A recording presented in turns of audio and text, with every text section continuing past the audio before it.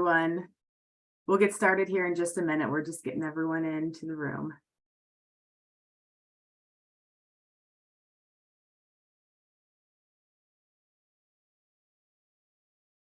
All right. Oh, we still got people joining. Just another minute. Thank you all for hopping on. All right. That looks like everyone. So first off, thank you all for joining our Telepresser event regarding Summit's fast track schedule. My name is Jess Mazur. I work with the Sierra Club Iowa chapter, and we have speakers, including Dan Wall, a landowner from Dickinson County who's impacted by Summit, Anna Ryan, the former attorney with the Office of Consumer Advocate here in Iowa, and Representative Helena Hayes. So recently, the Iowa Utilities Board announced a fast track schedule for Summit, with the hearing beginning now on August 22nd, instead of a previous proposed plan of October. This expedited schedule offers no time for public comment, and it removes cross rebuttal by the interveners who would be given a chance to rebut testimony from other intervening parties. The discovery deadline has been moved up by 6 weeks. And that is incredibly important because discovery allows various parties to determine what issues are by making queries with the parties through depositions, requests for documents, and requests for answers. We have filed these requests for discovery and they are being disputed by Summit. These requests have been languishing for over a month. During the final stages of discovery, there are expected to be even more disputes that must be dealt with. Yet the schedule has become so tight that those disputes might not be resolved in a timely manner. There are over 1,000 parcels of land that have not been signed over as voluntary easements. Each parcel will have to be considered individually by the IUB. We have concerns with this schedule and that the 2 new IUB members, including the chair, we have concerns of their fast tracking of this and the reason that they were appointed by the governor to be on the board. It is obvious these new members are unaware of past processes and the detailed work that goes into this decision-making process. We call on the IUB to delay the hearing because we need a moratorium now. Our first speaker today will be Dan Wall, an impacted landowner in Dickinson County on the Summit route, and he is also a farmer. So Dan, I'll hand it off to you. Thank you. Good morning, Jess. Thanks for having me here. Heard about the news as soon as it came out, and I got stuff going on. I mowed hay yesterday, I raked today, baled tomorrow. That's the whole scenario throughout my summer. If they think August is the downtime for us farmers, it's not. I was under the impression that it was going to be late fall next year, more than likely. And I think this leaves really no doubt that who's pulling the strings, Bruce Rastetter, and really who's pushing the buttons is Governor Reynolds. And the IUB just jumps. The integrity has left the room with our state government, and they're doing whatever is being told of them. I'm the face of integrity and honesty, and the person that wants to stand up for my landowner rights, the right to not be eminent domain over a profitable company that serves no purpose for a utility. I'm mad, and I'm turning that into a voice and speaking out. I'm being sued for not letting a survey crew on. My next door neighbors, our county sheriff, wrote him, the surveyors, a trespassing ticket, and that comes to court later this month. It feels good to stand up and have some allies around you that know the truth and has integrity. It's part of what I known as a kid and growing up is you're doing the right thing, and to see so much of this around us. Integrity could have started with the governorship, but being complicit to the big company money and their whims and wills is what's making me really sad to be a member of Iowa farmer. And it's me standing up with my neighbors and the other people that's given me a lot of hope to overcome, because in the end, the truth and the integrity is going to win over lies. I just there everywhere you turn, the case can be made for corruption within the state government. It doesn't stop there. The federal government, Chuck Grassley and Joni Ernst started this bill in 2005. Trump funded it, so the blame goes all the way around. So don't let it stop here either. And it takes all of us to tell the truth and let our word be known. And that's why I'm standing up and telling the truth. Thank you, Dan, for sharing that. And I know your anger is what we've been hearing from landowners all over the route with this recent decision. Our next speaker is Anna Ryan. Anna is a former attorney with the Iowa Office of Consumer Advocate to talk about exactly the repercussions of this change in the process. Thank you, Anna. Thanks. I'm going to talk largely about the procedural issues with how the Utilities Board operates and the problems with this new procedural order. I have concerns that this new schedule that is being proposed is shortcutting the process so much that it is potentially going to violate the procedural due process rights of landowners, because the Utilities Board simply won't have the time it needs to adequately consider the eminent domain requests and the public benefit of the pipelines. The board's capacity to handle this on its own and to conduct normal standard level of investigation that it conducts in any pipeline case has already been stressed. The Utilities Board has stated that it takes approximately 4 staff hours per parcel subject to eminent domain for the staff to complete a review.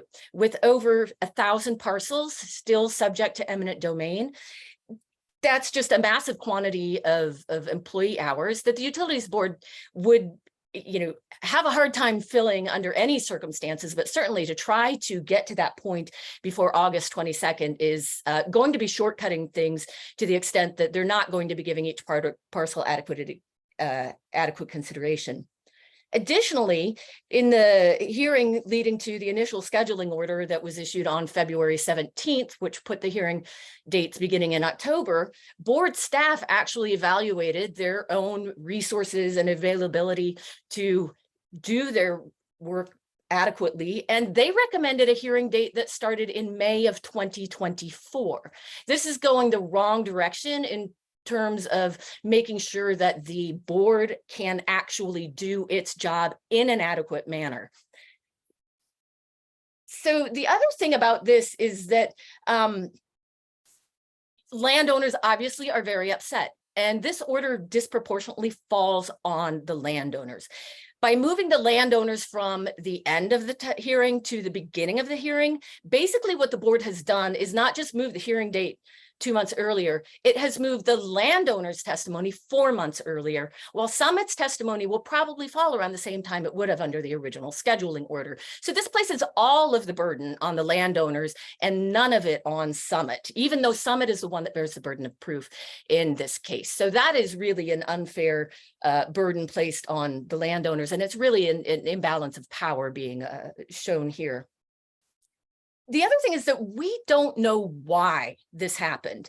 And the hearing dates being in October have been established since February. The Utilities Board even issued another scheduling order on May 19th. They gave no indication that the hearing dates were subject to change. There's never been any indication that hearing dates would be moved any earlier. Other parties that have argued for changing the hearing dates have always moved to have it later, not earlier. But the only time anyone has talked about moving the hearing earlier in any recent instance is at the June status conference. Summit asked the Utilities Board to finish this case by the end of the year. And that's the only indication we've ever had of anyone suggesting that the October hearing date be changed, other than people asking for it to be moved later. And part of the problem with not knowing the why behind this schedule change is that the Utilities Board has a very unique understanding of Iowa's open meetings laws. So instead of doing what you would traditionally think when the Utilities Board is going to make a decision about something, they would convene an open meeting, go into closed session, discuss that issue, then return to the open meeting, and they would go out of closed session. What the Utilities Board does is actually the first time there's an issue that they need to make a decision on in a case, they go into closed session. And they stay in closed session for the duration of the case. So the Utilities Board has been in closed session in the Summit case for a very long time. And we don't know what they are talking about with each other, and what kind of conversations that they are having that are the types of things that normally we would expect to happen during an open meeting. So there is a lot of secrecy here in terms of how this process is playing out. And finally, I just want to add one additional note. The timing of this is particularly disconcerting given the fact that yesterday, Summit filed a new HLP docket requesting public meetings in Floyd and Mitchell counties for another lateral off of their carbon dioxide pipeline. It seems logical that that case would be consolidated with the original case for purposes of hearings, but the timing raises questions about how quickly landowners in that case will be pushed to act and whether there will be additional due process problems because of the speed with which we can only guess they're going to try to carry out that case. Thank you very much, Anna. Our next speaker is Representative Helena Hayes. She's an Iowa State representative representing counties down in southeast Iowa. Oh, you're on mute, Representative Hayes.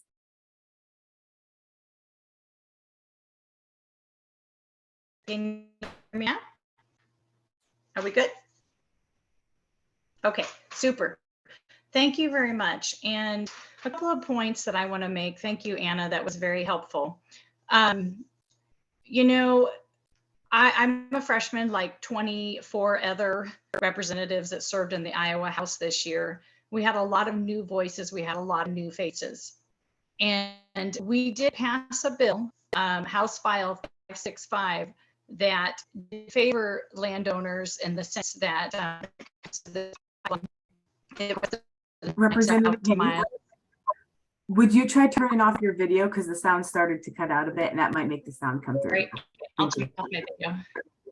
How does that sound, folks?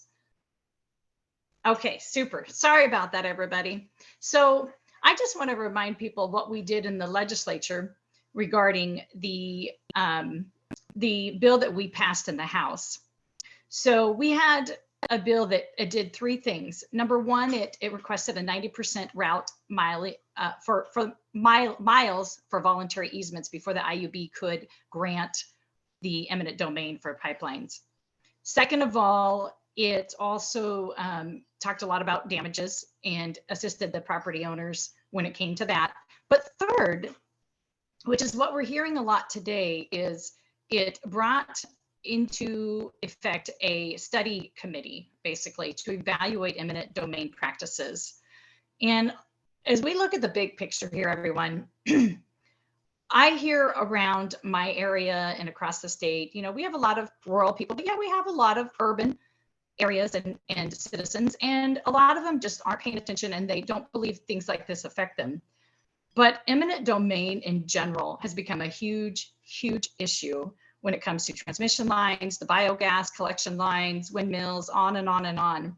And it was we put that particular part in that bill because we need to have a new conversation about eminent domain and who gets to use it and under what circumstances. So we did pass that bill. It was 73 to 20. And the interesting thing about this particular bill when it comes to these carbon pipelines is that it was very bipartisan. And I'm very well aware that even some of those who did not vote in favor of this particular bill are not in favor of the pipelines, but they actually believe that what we did in that bill was not strong enough.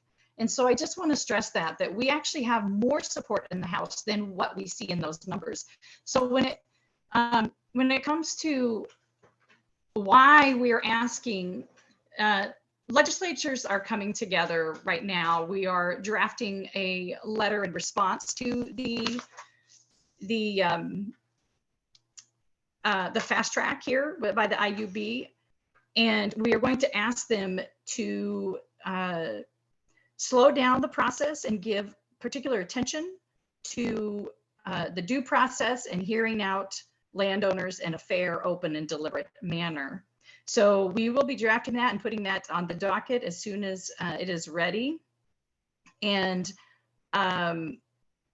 we, in particular, are very aware that the PHMSA meeting we just held in Des Moines, what was that, right at the beginning of June, was phenomenal. There were legislators there too.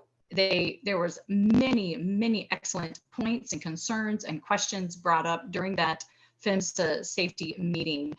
And also there was a lot of requests for a moratorium to halt this progress until further safety standards can be addressed. So we are very aware as representatives in the Iowa House that there are thousands of people who have not signed on to these, to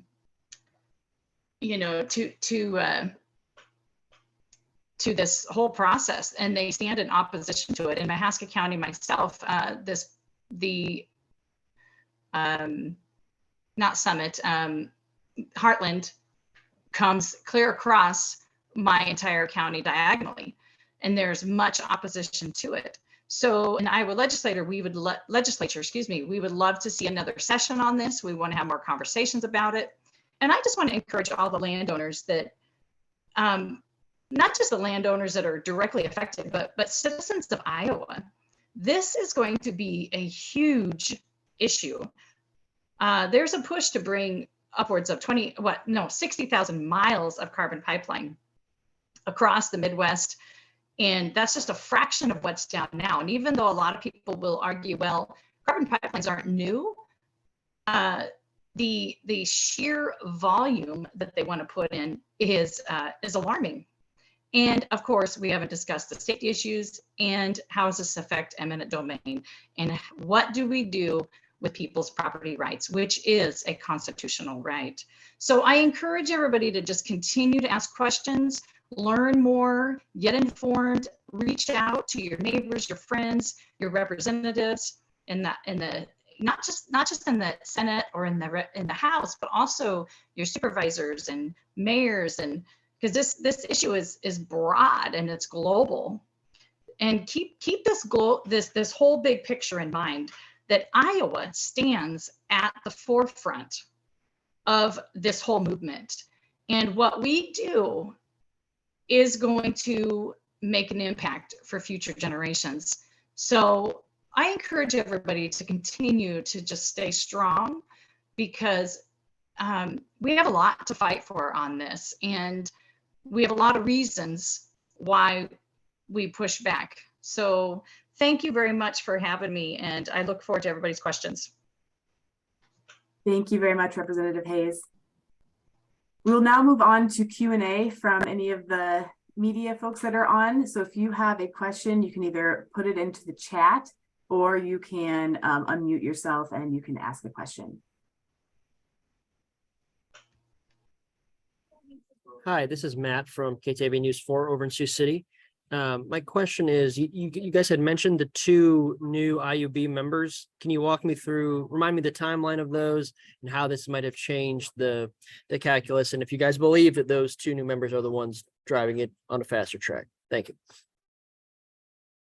Yeah, I can address that. And if anyone else wants to jump in, please add to it. Earlier this year, we had 1 board member retire and another resign when it was announced that the person replacing the Dick Legere, who was retiring, would replace Jerry Huser as chair. And shortly after that, Jerry Huser resigned. And then they also added on a new appointment of Sarah Martz. So Sarah Martz and Eric Helland, who's the current chair, are new. And they've only had a few meetings in a few months to review a case that has taken over 2 years to build thus far. And this fast track schedule and their unwillingness to listen to the motions of the intervening parties, including Sierra Club and landowners and counties, show it has a strong appearance that Governor Reynolds handpicked these two for a very specific reason, to fast track the schedule. And I don't know if you have anything you'd like to add on to that. Yeah, just a little bit. So the two new board members started on May 1st. And so they did sign the scheduling order issued in May that gave no indication that this hearing date would be changed. Everyone still expected at that point in time it would be October. So this was very much out of the blue in terms of, what signals we'd been getting from them before this. Thank you. Dan, I have a question in the chat that probably best for you to answer. For folks not in Iowa, what time does the harvest end in Iowa, and what crops are being harvested? What would you like? What would you all like the hearing date to be? But the typical Iowa harvest is corn and beans. I've harvested beans as early as Spencer Fair time is September 16th. So beans start around 20th of September. I think last year I didn't get in until 1st of October. It goes through middle to the end of November. People are finishing up corn and doing some tillage. Usually by Thanksgiving, I really am looking to try and wrap stuff up by the end of November, depending on what the field conditions are. We're in a drought right now. We're extremely dry. Things can burn up and we might not have a crop to harvest. If the rain faucet turns on, we could be battling frost and snowstorms. One never knows, but that's just for the corn and beans. I mean, there's so many of us, the livestock producers, that we don't plant beans and go to the lake for 4 months and wait for harvest. I'm cutting hay, baling hay, moving cows around, taking care of them. I guarantee you, there's no downtime. June through September for me and many, many others. So, as I'm wrapping up harvest after Thanksgiving, I'm not wanting to jump into IUB hearing at Thanksgiving through Christmas. So I was really looking for at least a February, March or after. Never mind my time schedule. This whole business of just fast tracking it at that, no one's looking at what happened in Satarsha is duplicated many times over. The scenario of a pipeline up high and residents down low in a lower lying area. It's going to happen one day, and no one's looking at the plume models, taking the time to actually say, let's keep these people safe if we're going to do this. And I think that's the whole travesty of this thing, that people's lives will be lost, guarantee it. I mean, this is a 3,000-mile project, 2,000 with Summit and another 1,300 for Navigator. But you're talking 60,000 miles of this stuff. I guarantee you lives will be lost on the do nothing attitude of the IUB and the pushing of the government and her pundits that are pushing her and telling her what to do. Thank you, Dan. Another question here in the chat. Can you run through again the latest number of landowners who could be subject to eminent domain, which are called the Exhibit H landowners in our process? Right now, there's 1,049 unsigned parcels in the latest filing.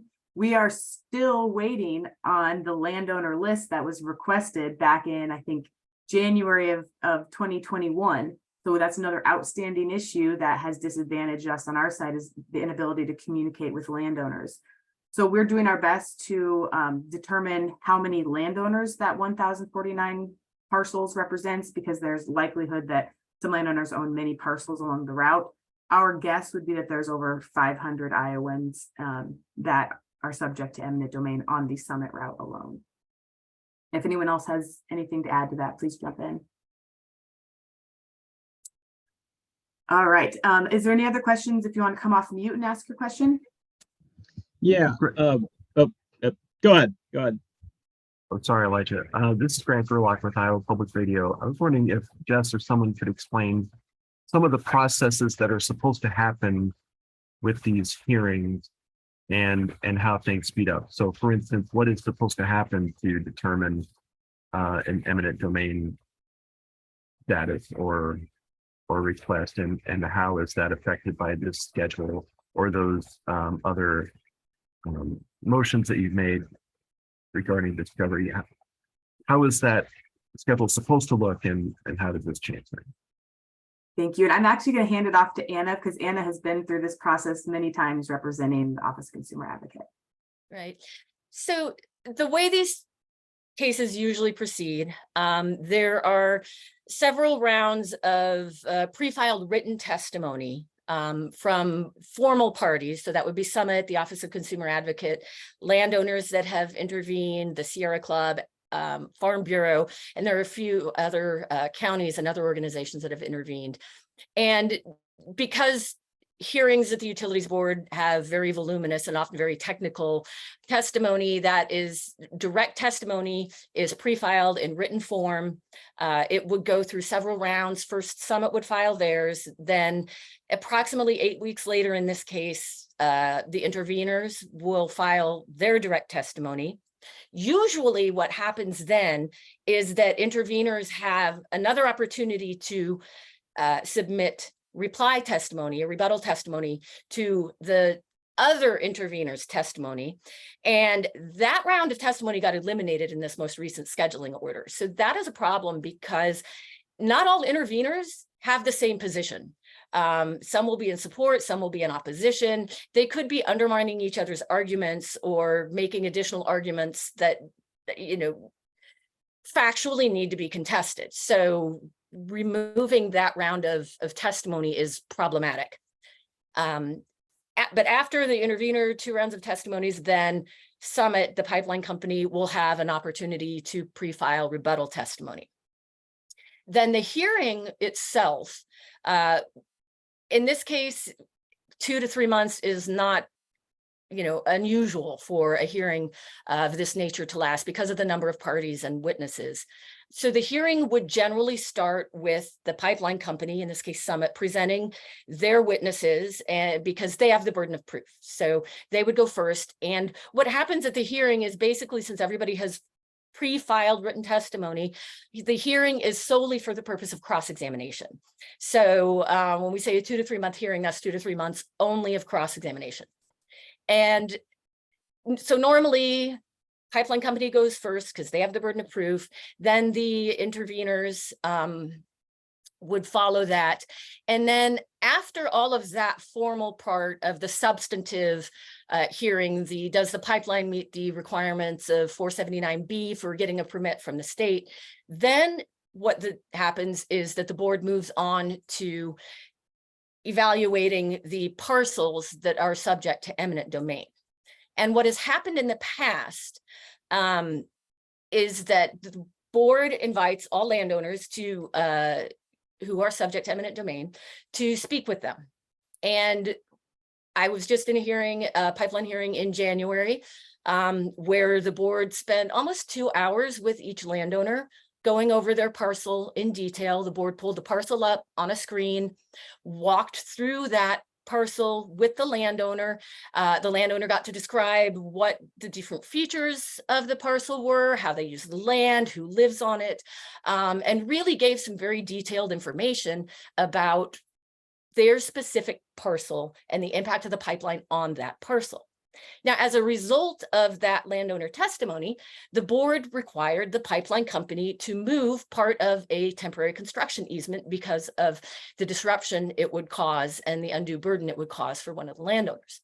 So that's normally how that type of issue would proceed. Meanwhile, behind the scenes, board staff does their own evaluation, largely very technical. They're going to be looking at the legal descriptions and making sure everything is correct. They usually send engineers out to visit each parcel in person. As you can imagine, with 1,000 parcels, that's going to be nearly impossible to do. So normally that landowner participation comes at the end of hearing when the company has already had to make its case. By putting it first, it really limits the amount of time that landowners have to prepare. If they want to have an attorney, they now have 2 months to find an attorney, and finding an attorney in Iowa who can take on this nature of a case in 2 months, who isn't already representing a party in this case, is nearly impossible. But it also means that landowners are forced to sort of defend their land against eminent domain before we've really even heard the pipeline company's case. And so there are going to be a lot of facts missing. Landowners won't have the full facts from the hearing in order to really understand what the impact of the pipeline could be on their land when they're expected to go up and describe to the board what that impact will be. So, one thing that's different is the company kind of has the last word in this case, which usually isn't what happens. So Summit won't really have the last word because the other interveners will go after them, present their witnesses after Summit. And then, of course, there will be post-hearing briefs where the attorneys will make their legal argument as well. Thank you. My question would be primarily for Dan, but any of y'all could answer.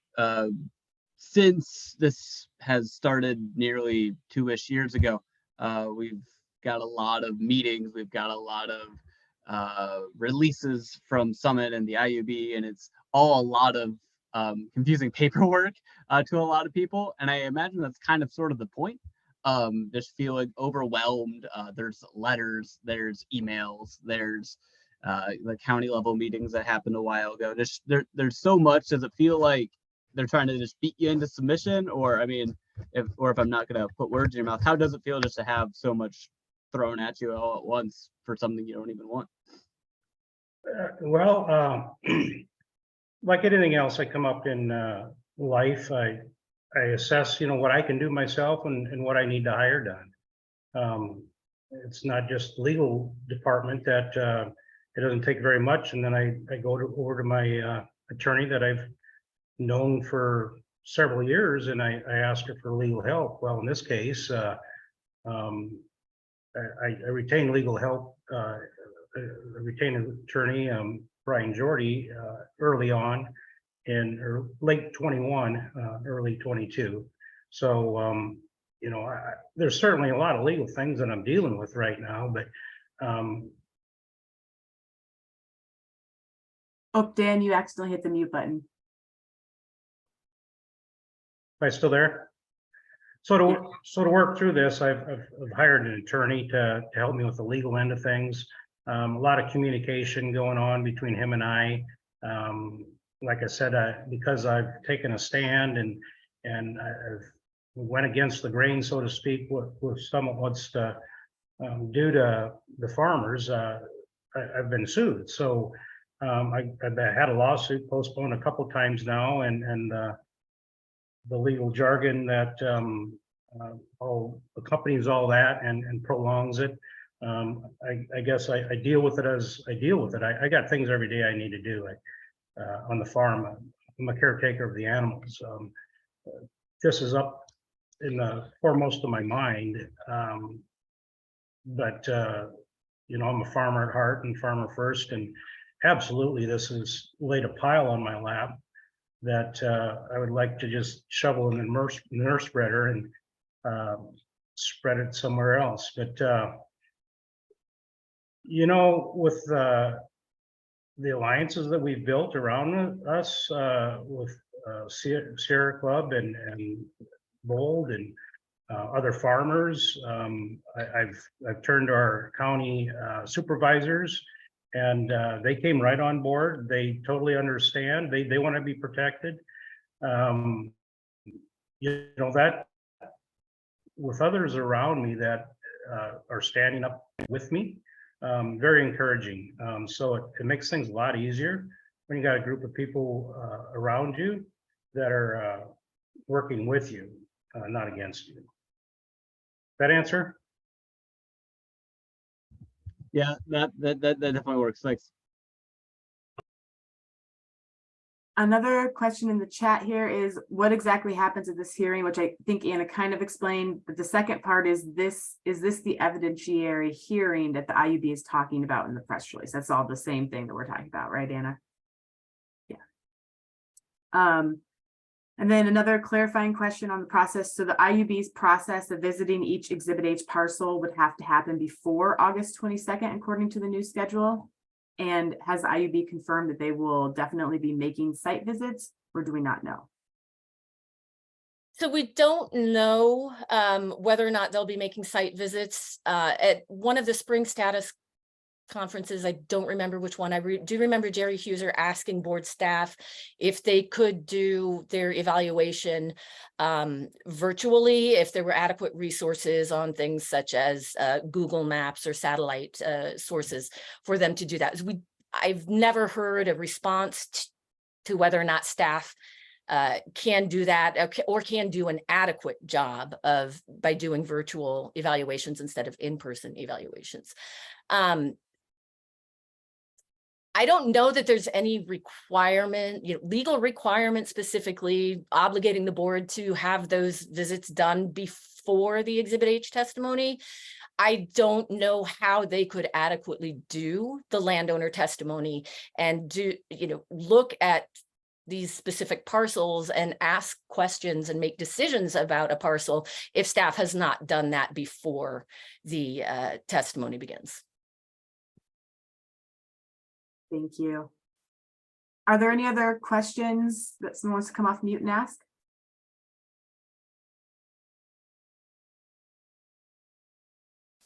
All right. Well, thank you all for attending. We have recorded this. We'll be sending it out if you need to review it later for any stories. And if you do have any other questions, any of us can answer. You can send it to any of us above and we'll forward it to the right person to get you a response. But at the end of the day, we are really upset with this decision by the Iowa Utilities Board. This disadvantages Iowans and landowners and advantages Summit and the pipeline companies. We need a moratorium and we need to make sure it's a fair process. Efficiency isn't what's important. It should be fair and thorough. Moving it up accomplishes none of that.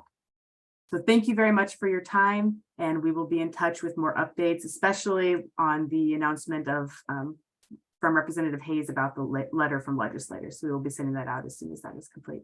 So thank you very much and have a nice day.